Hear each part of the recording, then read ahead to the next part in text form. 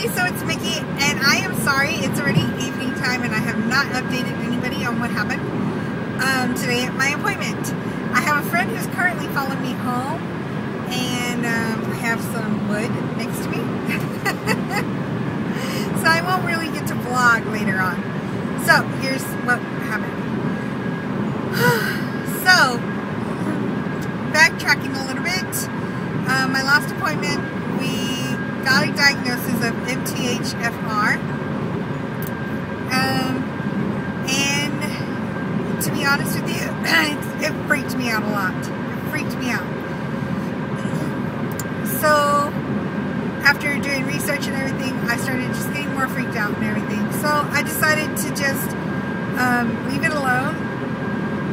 You know, one night I just had a really bad night because I couldn't get it off of my mind. And finally I just came to the conclusion that there's so many different variations of it, and I didn't know which one I had.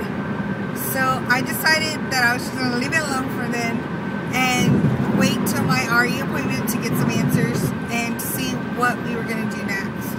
Another thing that was freaking me out was the fact that I had gotten some syringes in the mail with my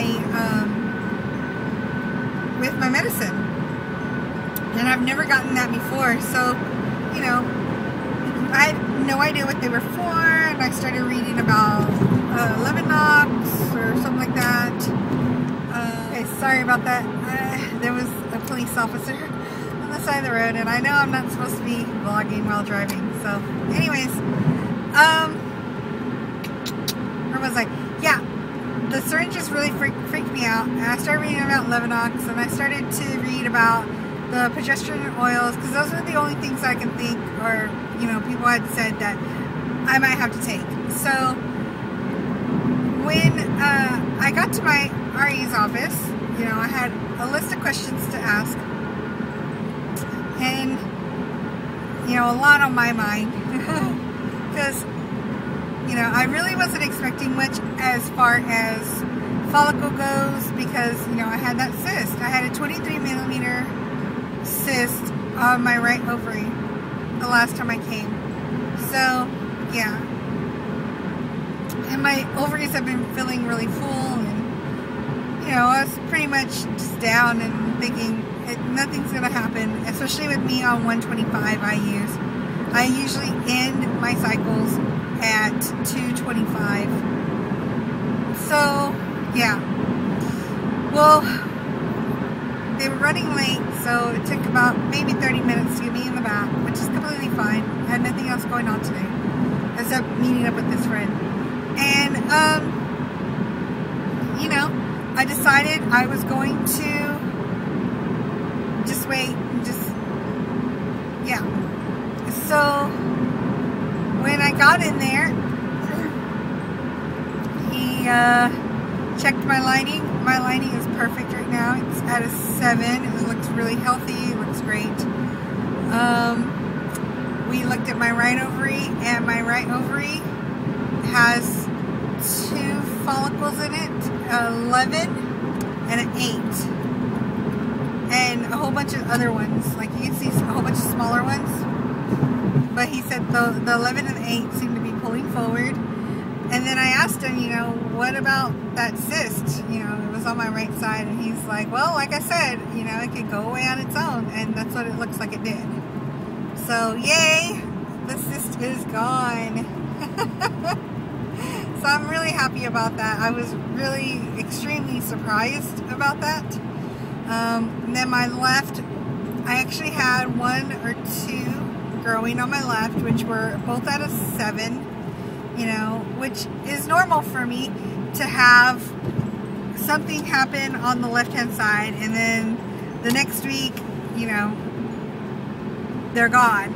So it looks like my ovaries are acting like they usually do. But what's interesting is I've been 7 days with 125, and I'm actually growing something.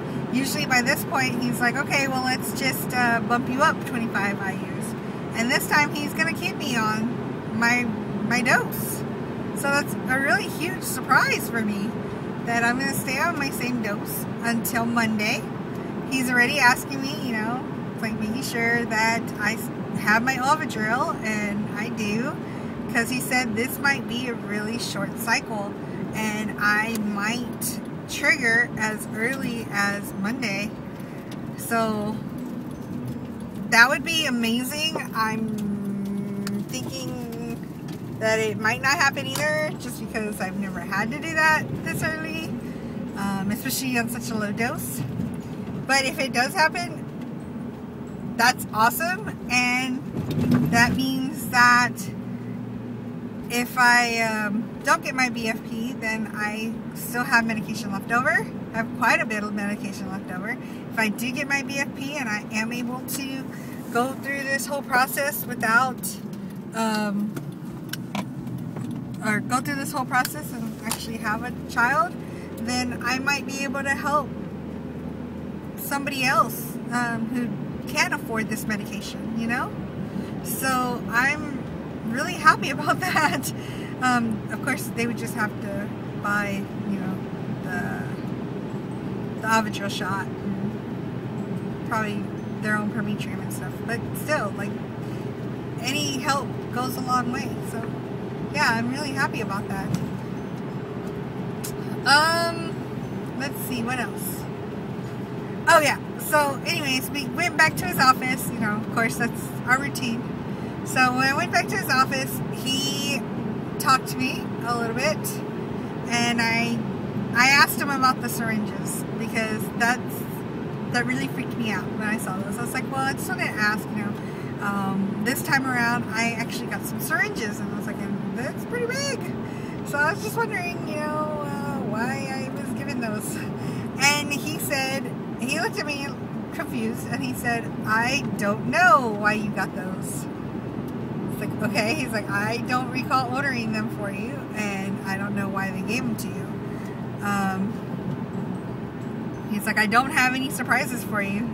Believe me, I don't.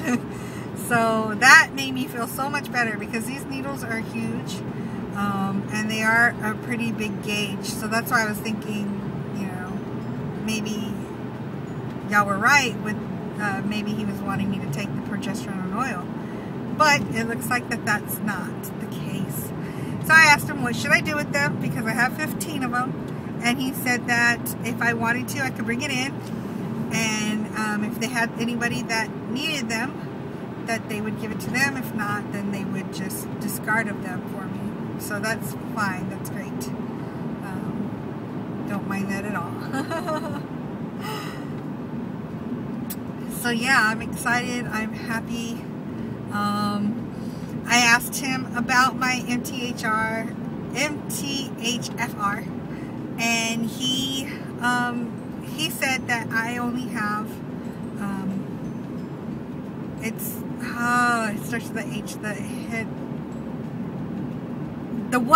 there's only one mutation, it's not two. Yeah, so it's not it's not a severe case. We'll put it that way. It's not a severe case.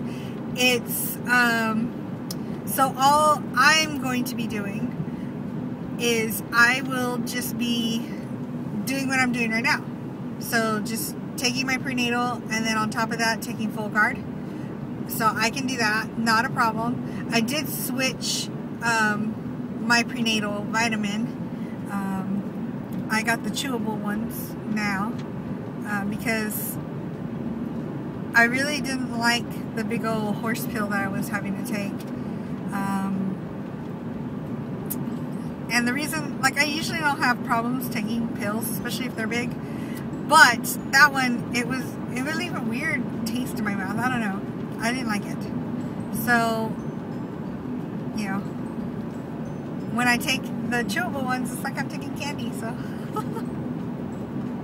so it works out great. So I'll be doing that and the Fullgard, and I am considering going ahead and doing baby aspirin again. I stopped doing baby aspirin after the first miscarriage. Just like when I ran out, I didn't buy anymore. So I'm considering doing it again, because I was reading you know, of the benefits, and, you know, especially with people with MTHFR. So, yeah. Alright, that's it for me. I am pulling into my neighborhood, and I have to run to the restroom before my friend pulls in. Alright, I'll talk to y'all later. Bye.